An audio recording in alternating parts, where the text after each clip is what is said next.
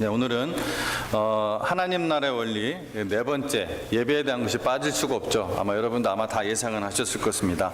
하나님 나라의 원리 예배 한 번 하기는 조금 아쉬워서 아마 언제 또 한 번 더 할 것 같은데 온전한 예배자로 승리한다. 제가 제목 잡기가 참 힘들어서 저기도 다르죠. 예배자를 복주신다. 온전한 예배자가 성공한다. 뭐 하여튼 여러 가지로 제가 고민을 했는데요. 어쨌든 예배에 대한 관련된 주제입니다. Compelling truth. 그러니까 뭐 우리나라 말로 이렇게 바꾼다면은 마음을 사로잡는 진리, 뭐 황홀한 진리, 이런 그 사이트가 있습니다. 이게 이제 God Question이라는 그거하고도 관련된 그 웹사이트인데, 보통 사람들이, 그러니까 하나님을 이제 막 믿는 사람들이나 아니면 오래되었어도 이 기본적인 성경의 기초적인 그 진리들에 대해서 흥미로운 그 궁금증들이 있잖아요. 그것들에 대해서 해답을 주는 아주 유익한 사이트입니다. 물론 뭐 다 퍼펙트하게 맞을 수는 없지만 제가 볼 때 아주 성경적인 그 대답들을 제가 제시해 주는 것을 제가 볼 수가 있었습니다. 그 사이트에서 그리스도인이 이 땅에서 삶을 마치고 바로 이제 영원한 그 천국, 그 영원한 나라에 들어가서 무슨 일을 하게 될까? 에 대한 그런 그 질문을 하고 이제 답을 이렇게 여러 가지 이렇게 몇 개, 한 6개까지 써놨어요. 그 중에서 제가 몇 개만 말씀드리면은 둘째, 천국에 대해서 복음서가 묘사하는 특징 중 하나는 먹고 마시는 일상의 삶이다. 천국에 가서 먹고 마시는 일상. 여러분 아마 깜짝 놀랄 거예요. 물론 우리가 천국에 가서 뭘 안 먹는다고 배고프고 뭘 안 마신다고 갈증이 나고 그런 것은 결코 아닙니다. 그런데 먹고 마시는 즐거움을 하나님께서 우리에게 이 땅에 사는 동안 주셨잖아요. 천국 가서도 이러한 삶이 분명히 있는 거예요. 그러니까 지금은 우리가 그런 거 있잖아요. 뭐 맛집 가서 뭐 찾아가서 먹어야 되고 어떤 거 하면은 또 맛이 없게도 나오고 막 이러잖아요. 하나님 나라 가면 완전 퍼펙트한 거예요. 또 우리 먹다 보면 또 이거 살찔까봐, 건강에 안 좋을까봐, 콜레스테롤 안 좋을까봐, 고혈압이 안 좋을까봐 먹고는 싶은데 다 신경 써가지고 또 안 먹고 막 그러잖아요. 또 먹은 다음에 또 싸야 되고 이런 것들이 있잖아요. 근데 천국 가면은 그런 것들은 전혀 없는 것입니다. 완벽하게 온전하게 우리가 들어가는 나라이기 때문에. 그래서 누가복음 22장 30절에서 예수님은 하나님의 나라에서는 예수님의 식탁에서 우리가 함께 먹는다, 이렇게 말씀을 하고 계세요. 또 예수님이 공생애라는 것은 예수님께서 제자들을 양육하시기 위해서 3년 동안 하나님의 사명을 위해 일하셨던 그 3년의 삶, 그를 공생애, 퍼블릭 라이프라고 하잖아요. 이 공생애를 보내실 때 하신 중요한 일도 여러분 성경을 복음서를 한번 잘 보세요. 항상 먹는 것에 있어요. 이 먹는 곳에 예수님이 있어요. 그래서 예수님이 들었던 별명 중에 이런 것이 있습니다. 먹기를 탐하고 포도주를 즐기며 세리와 죄인들의 친구라, 이런 별명이 있었어요. 예수님의 별명 중에. 그게 누가복음 7장 34절에 보면은 그 별명이 납니다. 먹기를 즐기고 또 포도주를 탐하고 막 이런 말들이 나와요. 그러니까 이게 사실은 예수님은 그러시지는 않았죠. 근데 그들이 보기에 얼마나 먹는 것을 중하게 여기셨으면, 사람들이 이 예수님이 식탁에 앉아 있는 것을 얼마나 자주 보았으면은 그런 별명을 들으셨겠어요. 물론 예수님은 어떤 고관 대작들과 함께 음식을 드신 것이 아니었습니다. 당시 랍비들은 상대도 하지 않았던 그 당시에 죄인들의 대표 두 가지가 있었어요. 세리, 그렇죠? 여러분 잘 아시죠? 텍스 컬렉터, 세리와 그 다음에 창기들. 이 둘이 그 대표하는 거였는데, 근데 성경에 보면 예수님이 바로 이 세리들과 함께 식사를 하시고 이 창기들과 함께 식사를 하시고 그런 모습이 막 나오는 거예요. 그런 집에 막 들어가고. 그러니까 그 사람들이, 당시의 종교자들이 이건 충격이었던 것이죠. 자기들은 완전히 멀리 하는데 근처 가지도 않고 집에 들어가는 것도 더러워서 거기 막 몸 씻고 막 그러는데, 거기 들어가서 같이 앉아서 식사를 하시니까 이거 엄청난 그들에게는 충격이었던 거예요. 당시 종교 지도자들에게. 그래서 이런 맥락에서 또 예수님은 하나님 나라를 뭘로 자주 비유하셨습니까? 잔치. 심지어 우리가 예수님 다시 오시는 그 주님의 재림, 다시 만나는 그때 그걸 뭐라고 표현해요? 혼인잔치. 뭐 이렇게 표현해요. 전부 다 잔치. 잔치에 음식이 없을 수가 없잖아요. 그래서 천국에서 복음서가 묘사하는 특징 중 하나, 바로 이렇게 먹고 마시는 일상의 그러한 삶이 있고, 또 하나 셋째, 우리는 계속해서 주님을 섬길 것이다. 계속해서 주님을 섬기게 될 것이다. 여러분 그 말씀 잘 아시죠? 그 달란트 비유에서, 마태복음 25장에 나오는 달란트 비유에서, 잘하였다 착하고 충성된 종아, 내가 적은 일에 충성하였으니 내가 더 많은 일로 맡기리니 내 주인의 즐거움에 참여할지어다. 이 말씀을 하고 계십니다. 그러니까 이 땅에서 주님이 맡기신 일, 주님이 이 땅에서 우리에게 맡기신 일, 그 하늘의 일에 비하면은 아주 먼지같이 아주 작은 일들이죠, 사실은. 그 일에 충성하는 자에게 주님께서는 이 땅에서도 뿐만 아니라 또 천국에서 무엇으로 맡긴다? 많은 것으로 맡기신다. 그래서 이 말을 들으면은 제가 처음 그랬어요. 제가 처음 시장생활할 때 이 말을 들었을 때 이게 왜 좋은 일이지? 이런 생각이 들어요. 칭찬을 하니까 좋긴 좋은데, 근데 칭찬의 결과가 뭐가 좋은 일이지? 더 많은 일을 맡긴다는 게 뭐가 좋은 일이지? 이런 생각이 제가 사실 들었어요. 그래서 이 맡은 일에 저처럼 충성되지 못하거나 일 맡는 것 자체를 싫어하시는 분들은 그 말씀을 듣고서 아이고 지금부터 그냥 일하지 말아야겠다. 그 일에 충성하면 천국에서 더 많은 일을 맡기고 또 앞으로 이 땅에서도 더 많은 일을 맡긴다는데 나는 뒤 따라가기만 할래 라고 생각하신다면은 정말 큰 오산입니다. 큰 오산이, 아주 큰 오산이에요. 이런 생각 하시잖아요. 뭐 면류관 안 받으면 되지 이런 생각 하실 거예요. 어차피 천국인데 이런 생각 하실 거 아니에요. 아주 굉장히 큰 오산입니다. 잘 들으세요. 예수님은 그 구절에서 많은 일을 맡기신다고 했잖아요. 작은 일에 충성하였는데 내가 내 상으로 많은 일을 맡기겠다 했는데, 그 많은 일을 뒤에서 뭐라고 표현했어요? 그 많은 일이 어떤 일이라고 했어요? 내 주인의 즐거움에 참여하는 거예요. 그 많은 일에 막 그냥 짐이 되고 고통스럽고 막 힘들고 막 이런 것이 아니라, 그 많은 일에 맞는 것이 우리의 주인의 즐거움에 참여하는 거예요. 여러분 이거 조금 비슷한 얘기인데, 이 땅에서도 생각을 해보죠. 여러분이 이 미국의 대통령이 여러분에게 당신을 믿네 하고 어떤 일을 탁 맡겼어요. 내가 할 만한 일이에요. 또 그런 날 신임을 해줘서 그 영광 아닙니까? 아마 어마어마한 영광으로 받아들일 거예요.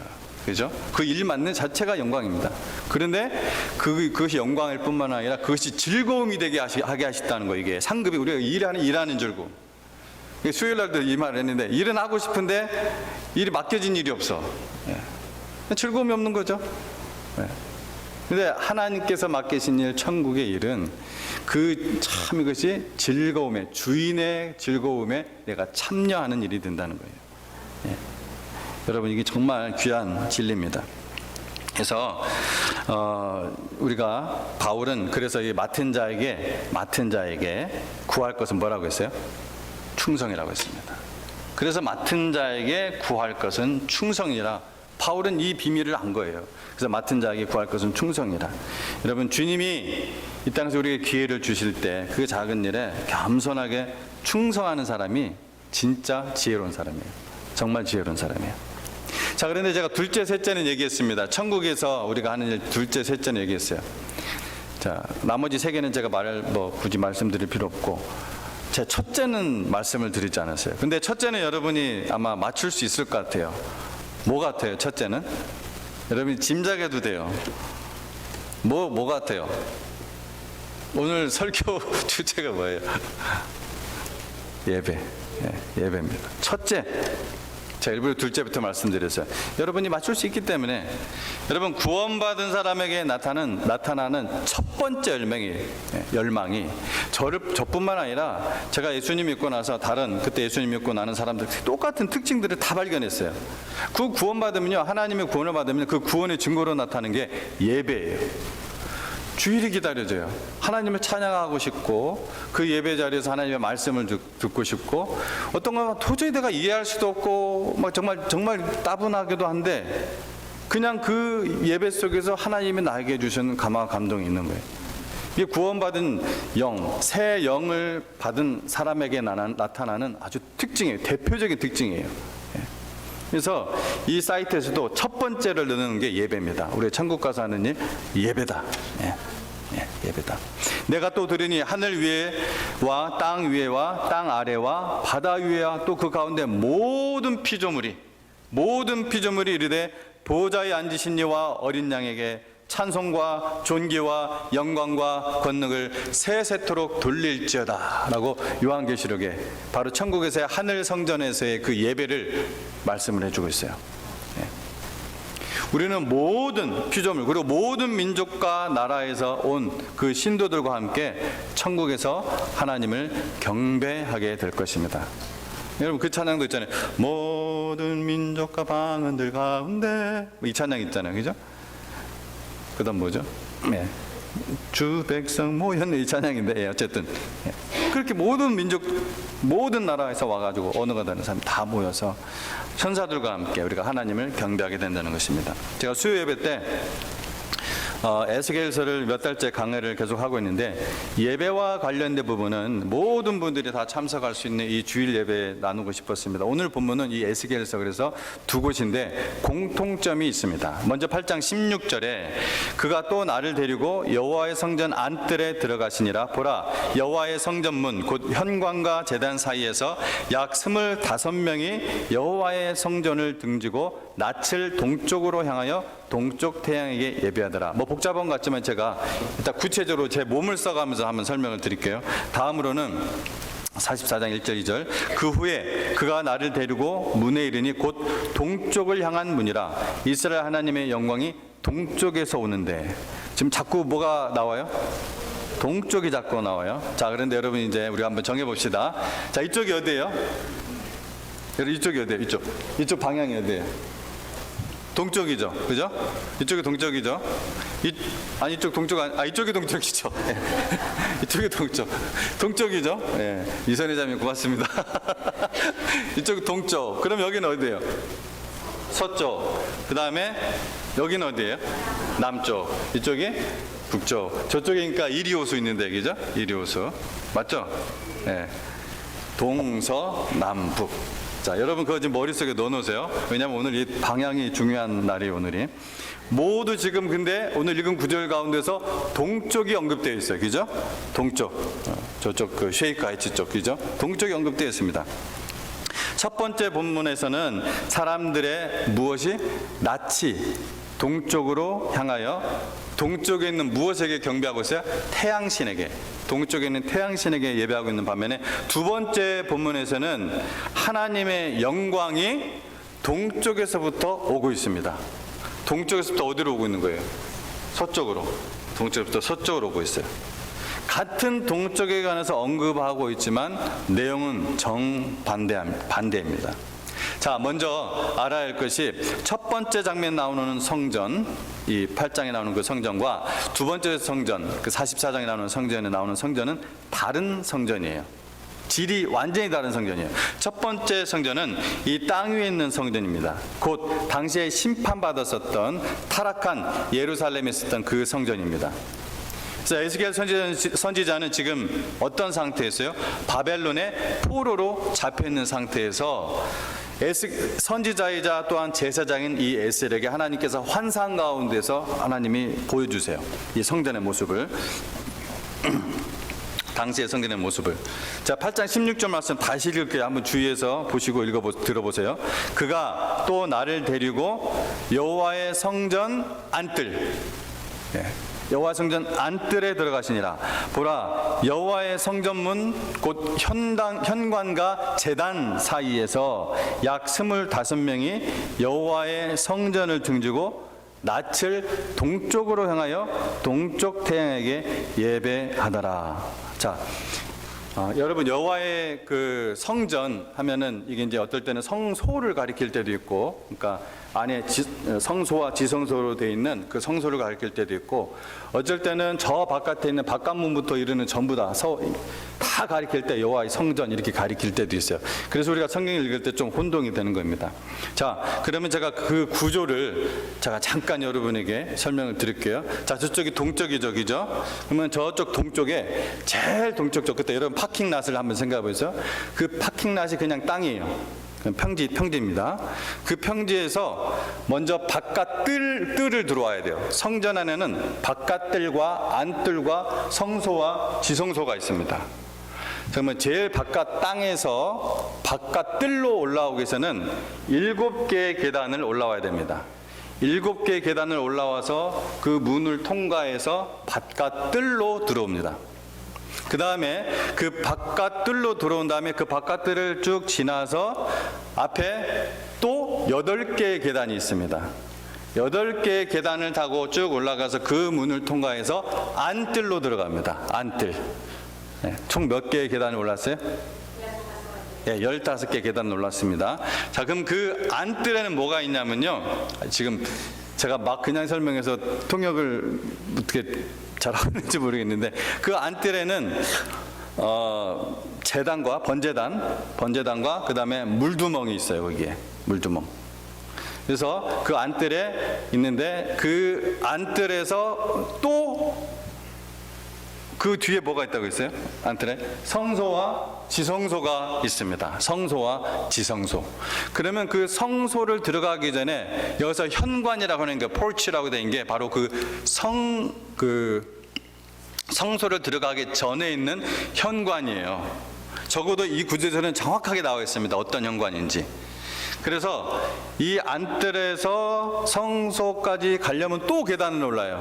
몇 개를 오르냐면은 10개의 계단을 오릅니다. 지금까지 총 몇 개의 계단을 올라갑니까? 25개의 계단을 올라야 총 12피트를 올라갑니다. 그래서 총 25개의 계단을 올라서 비로소 현관문을 지나 성소와 지성소로 들어가게 되는 것입니다. 여러분이 좀 이제 되셨어요? 저기서부터 이렇게 계단 7개, 바깥뜰, 또다시 8개 계단, 안뜰, 또다시 10개의 계단, 그 다음에 성소. 이렇게 돼 있다는 걸 생각하시면 돼요. 희한하게 우리 교회가 지금 방향이 그렇게 돼 있어요. 그죠? 동쪽으로 문이 돼 있고 서쪽으로 지금 성소가 있는 방향. 이걸 일부러 의식하고 지은 거는 아닐 것 같은데, 그렇다고 또 뭐 반대로 돼 있는 교회는 뭐 좀 이상한 교회냐? 그 절대 아니고요. 이거는 당시의 상황을 비유해서 설명을 드린 것입니다. 자, 그래서 이런 구조를 여러분 머릿속에 좀 넣어 놓으시기 바랍니다. 자, 살아계신 우리 하나님께 예배를 드리려고 하는 자에게는 이런 수고가 따릅니다. 이런 수고가 따라요.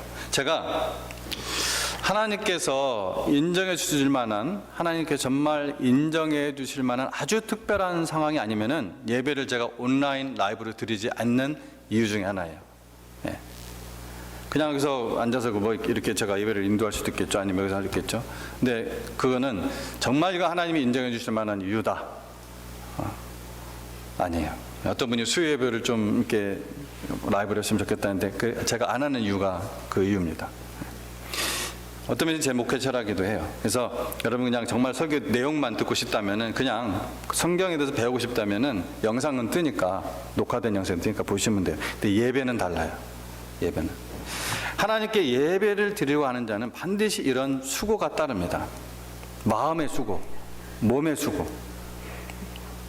하나님께 드리는 예배는 모든 바깥의 일을 다 내려놔야 돼요. 내려놓고 7개의 계단을 오르는 수고, 그리고 바깥들을 걷는 수고, 바깥들을 지나 또 8개의 계단을 오르는 수고, 8개의 계단을 올라 또 안뜰을 걷는 수고, 또 안뜰을 지나서 10개의 계단을 오르는 수고, 또 현관문을 통과해서 성소로, 지성소로 들어가는 이러한 수고들이 있는 거예요.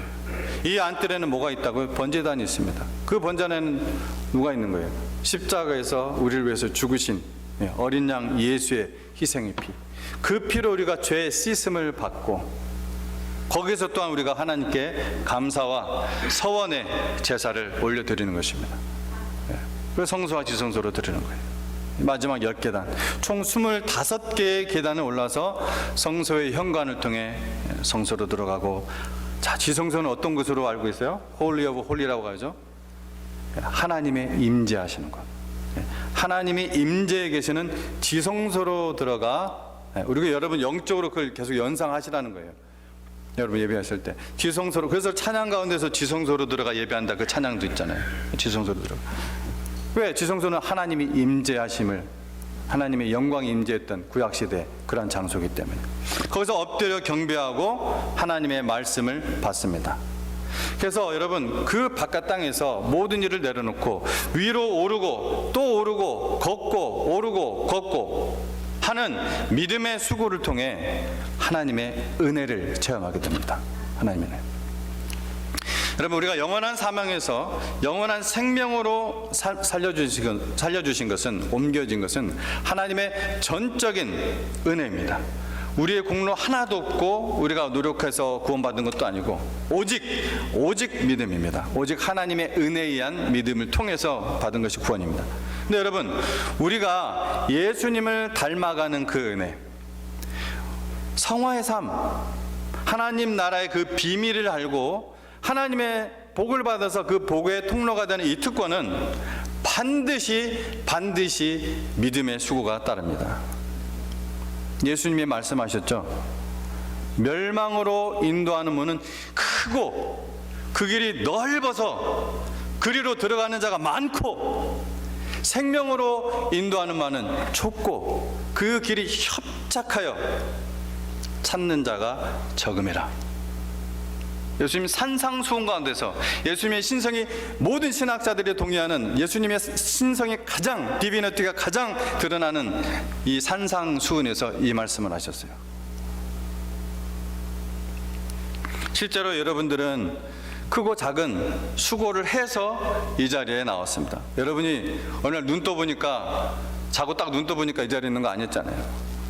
다 뭔가 수고를 해서, 뭔가 씻고 막 이렇게 찍어 바르기도 하고 막 하여튼 좋은 이렇게 옷 입고 깨끗하게. 거리만 따지자면은 여러 성도님들이 1시간 이상, 어떤 분은 1시간 반을 운전해서 이 예배의 자리에 나오고 계십니다. 1시간 아래는 이제 명함도 못 내밀어요. 어떤 분은 신체적인 불편함, 그 외에 어떤 다양한 어떤 심리적인 거, 어떤 다양한 것들 무릅쓰고 죽어도 주 앞에서 죽으리라. 그런 것을 무릅쓰고 이 예배의 자리에 나고 계시는 거예요. 그런 사정과 어려움을 무릅쓰고 나온 그 마음에 정말 하나님께서 더 큰 은혜를 부어주시기를 제가 기도하고 있습니다. 자, 그런데 에스겔 선지자가 본 것은 25명의 사람들이 뭘 숭배하고 있었다고요? 태양을 숭배하는 것이었습니다. 본문 16절 앞에 있는 구절들을 읽어보면은 성전 바깥들에서 안뜰로 딱 들어가는 문이 있단 말이에요. 아까 말한 대로 성전 바깥들에서 안뜰로 들어오는 문, 그 문 앞에서 백성의 대표 70명의 장로가, 이때 장로는 그냥 엘더예요. 그 대표자들, 그 70명의 장로들이 우상 숭배를 자행하고 있어요. 도대체 어떤 우상 숭배를 하고 있었는지, 사람들의 호기심이 있었는지 거기에 구멍을 뚫려 있었어요. 구멍에 사람이 이렇게 보는 거죠. 뭐 하나, 어떤 뭔가 하여튼 음란한 짓이었든지 아주 독특한 짓을, 성경에 나옵니다. 구멍이 있다고 성경에서 다 허물으라고 그래요. 보라고 합니다. 그리고 성전 북문이 이쪽이죠. 저 바깥 땅에서 바깥 뜰로 들어오는 그 문이에요. 그 북문에서는 여인들이 담무스를 경배하면서 애곡하고 있었어요. 이게 우상숭배의 방법이에요. 에스겔서 읽어보세요. 8장. 이 성전 안뜰에는 25명 제사장들, 안뜰에는 제사장들밖에 못 들어가요. 그러니까 이 25명은 누구예요? 제사장들이에요. 지도자들이에요. 기가 막히죠. 마지막 보루였던 이 제사장들까지 완전히 무너지자 몹시 분노하신 하나님께서 아까 우리가 읽은 대로 그 18절 말씀에서 뭐라고 합니까? 내가 긍휼히 여기지도 않을 거고 불쌍히 여기지도 않을 거고 너희가 큰 소리로 부르짖어도 내가 듣지 않을 것이다. 여러분, 이건 굉장히 진노하신 하나님의 표현입니다. 여러분, 결국 유다의 이 붕괴는 어떤 군사력의 무너짐, 경제력의 무너짐이 아니라 하나님께 드리는 온전한 예배의 무너짐이었다는 거예요. 그들은 그 긴 세월 동안 은혜를 베풀어 주신 하나님 마음을 싹 잊고 있었어요. 오늘날도 마찬가지입니다. 나는 지금 하나님께 참된 예배자인가요? 베풀어 주신 그 하나님의 은혜를 알고 있나요? 기억하고 있습니까? 잊지 않고 있습니까? 하나님의 백성의 무너짐은 온전한 예배의 무너짐에서 시작됩니다. 에덴 동산에 여러분 그 첫사람들처럼 다른 곳에서 다른 사람에게서 원인을 찾지 마십시오. 핑계대지 마십시오. 하나님은 아담과 여자가 진짜 이유를 스스로에게서 발견하고 고백할 때까지 그냥 기다리셨습니다. 질문을 통해. 그리고 드디어 그렇게 했을 때 하나님께서 가장 먼저 하신 일이 뭡니까? 그들의 수치를, 그들의 embarrassing을 덮어주시는 거예요. 어떻게 했어요? 친히 하나님께서 동물을 잡으셔서 그 가죽을 벗겨서 가죽옷을 친히 만드셔서 이리 와, 내가 입혀줄게. 친히 입혀주셨습니다. 그들의 수치를 싹 가려주셨어요. 그리고 어떤 약속을 주셨어요? 복음의 약속이 그들에게 이루어지게 하셨습니다. 여러분, 그것은 영원히 소생되는 예배였습니다. 사실 이렇게 첫 번째 환상을 보면서 에스겔이 가슴 아팠던 더 큰 이유가 있어요. 여러분도 어느 정도 이제 말씀을 짐작하시겠지만 하나님이 계신 성소는 동쪽이 아니라 서쪽에 있습니다. 근데 백성들이 성전에 들어서면 그래서 어떻게 해요? 성전에 딱 들어서면은 서쪽으로 낯이 향하게 돼야 돼요. 서쪽에 계신 성소 그쪽에 하나님께 예배를 드리려면 그쪽으로 머리가 향해야 됩니다. 그쪽 방향에 하나님의 임재하시는 지성소가 있었으니까요. 그래서 하나님께 경배를 드릴 때도 당연히 서쪽으로 머리가 향하여야 하고 등은 동쪽을 향하게 됩니다. 여러분, 동서고금을 막론하고 공경하는 그냥 신이 아니라 공경하는 대상자가 있는 곳을 향하여 머리를 향하지 등과 엉덩이를 향하는 것을 봤습니까? 그걸 상상해 보세요. 에스겔이 이 성전의 구조를 너무나 잘 알고 있었기 때문에 엄청난 충격인 거예요. 지금 에스겔은 하나님을 향해 등이 뭐 배신할 때 그거잖아요. 등배자. 하나님을 배신하는 거예요. 어떤 이유에서인지 모르지만 엉덩이 쪽으로 향하고 이런 경우가 어디 있겠습니까? 신학자들이 주장하는 것이 있습니다. 하나님께서 모세에게 성막을 짓게 하실 때 성소를 서쪽에 짓게 하셨는데 왜 그러셨을까? 이 당시에 주변에 있던 모든 종족과 나라들은 그들이 그 숭배하는 그 신전을 동쪽에 지었단 말이에요. 근데 여러분, 이 당시에 가장 유명한 신이 바로 오늘 본문에 등장하는 태양신입니다. 태양신. 이집트의 신도 태양신이에요. 가나안의 신도 태양신에서 비롯됐어요. 다 풍요의 상징이죠. 당연지사입니다. 그러니까 왜 당연지사냐? 태양이 어느 쪽에서 떠요? 서쪽에서 뜹니까? 동쪽에서 뜹니다. 동쪽에서 떠요. 동쪽에서 태양신의 우상들을 세워놓고 머리를 조아리고 숭배했습니다. 동쪽은 새로운 시작이고 소망을 상징합니다. 그래서 세상 사람들에게. 그래서 그 새해가 되면 어디로 가요? 해 뜨는 곳에 가요. 아, 이제 새 출발, 새 힘 받아서 새 소망으로. 힘의 시작이 동쪽이에요.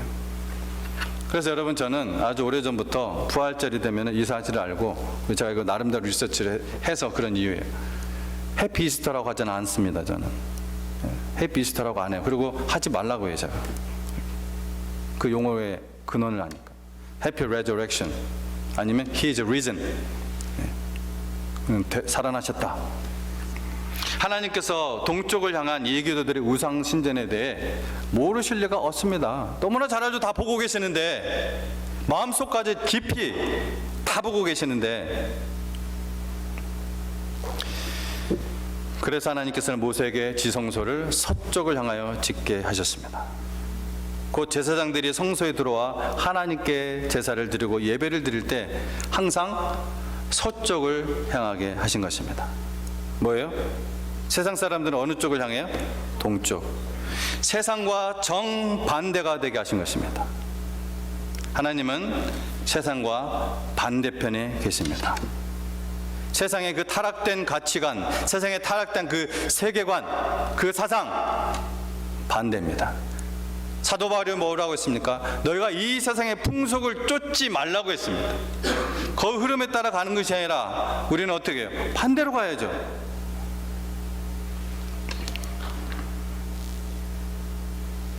어쩌면 이 당시 제사장들이 하나님께서 이스라엘에게 보여준 그 환상처럼 노골적으로 머리가 동쪽을 향하고 등과 엉덩이는 지성소를 향하지는 않았을지도 몰라요. 노골적으로. 설마라는 생각이 정말 들어요. 그냥 환상 가운데서 보여주시긴 하지만 하나님이 이제 보시는 그 마음이 있을 수도 있어요. 몸은 이렇게 하고 있는데 정말, 네, 마음은 이쪽에 있다는 거죠. 오늘날 이것이 우리에게 경고 표지판, 워닝 사인, 아주 무서운 경고 표지판으로 보여야 될 줄로 믿습니다. 몸은 예배당에 있고 입으로 찬송은 드리고 또 입으로 막 간절히 기도는 하는데 마음은 태양신에게 절하고 있지는 않은지, 마음은 내가 원하는 것들을 이루어달라고 하고 있지는 않은지, 하나님이 거룩한 뜻이 이루어지도록, 내 안에서 이루어지도록, 그게 가장 나에게 좋은 것이기 때문에 하나님 그걸 원하시거든. 여러분, 태양신이 뭡니까? 우리가 지금 오늘날 태양신, 태양신 저 섬긴 사람이 누가 있어요? 태양신이 뭐예요?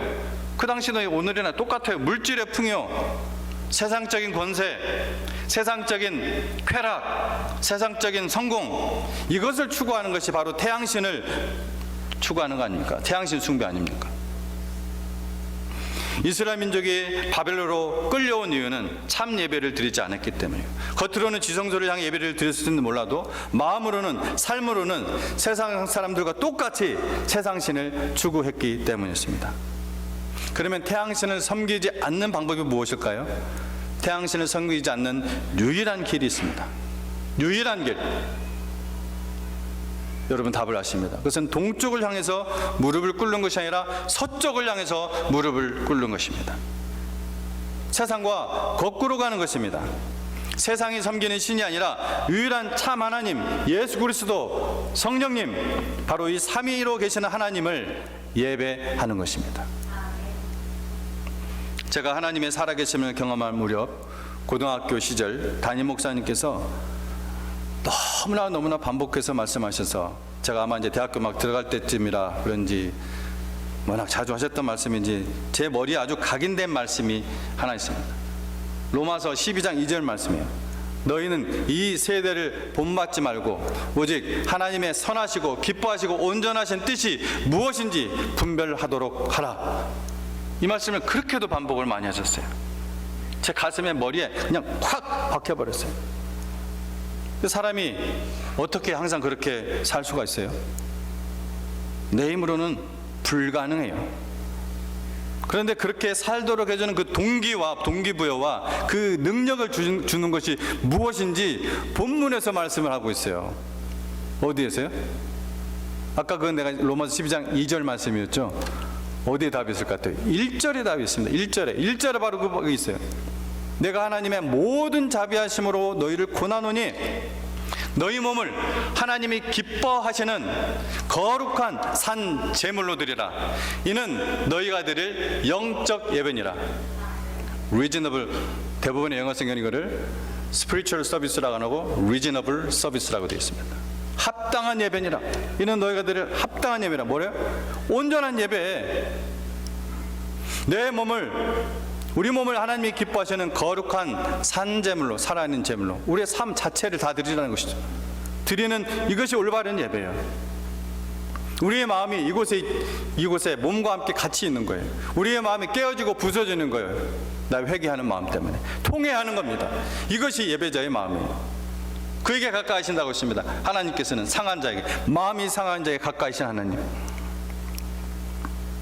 그럼 이렇게 서쪽을 향해 세상과 반대쪽에 임재해 계신 여호와 하나님께 경배하는 자들에게는 어떤 복이 임할까요?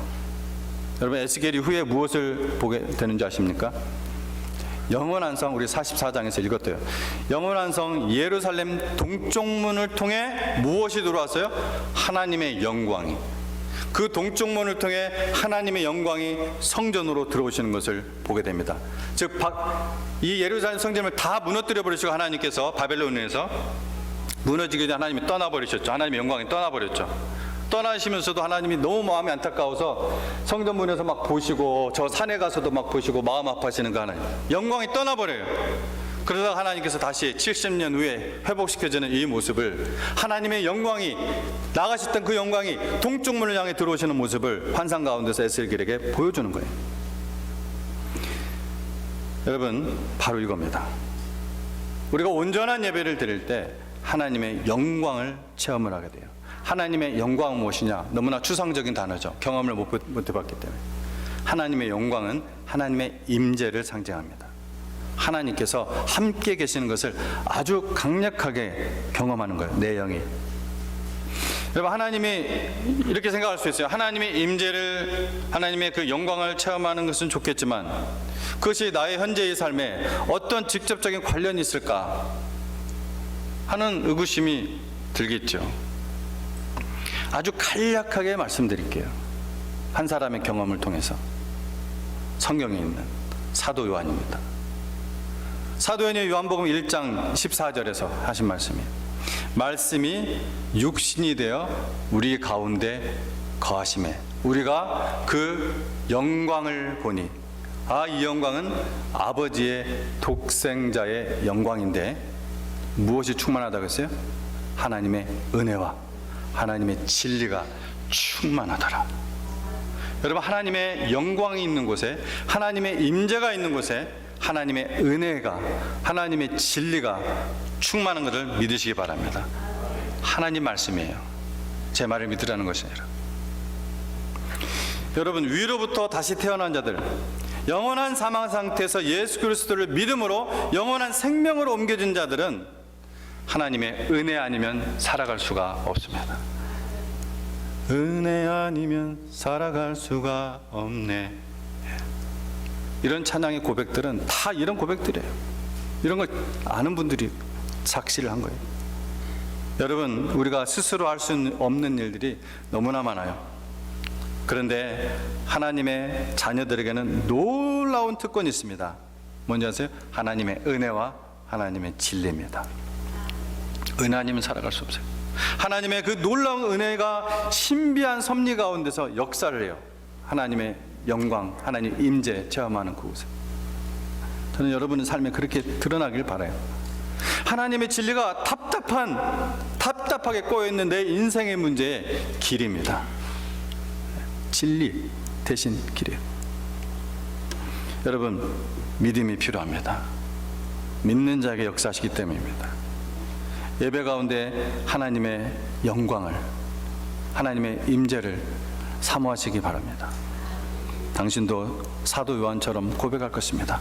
우리가 그의 영광을 보니 하나님의 은혜와 진리가 충만하더라.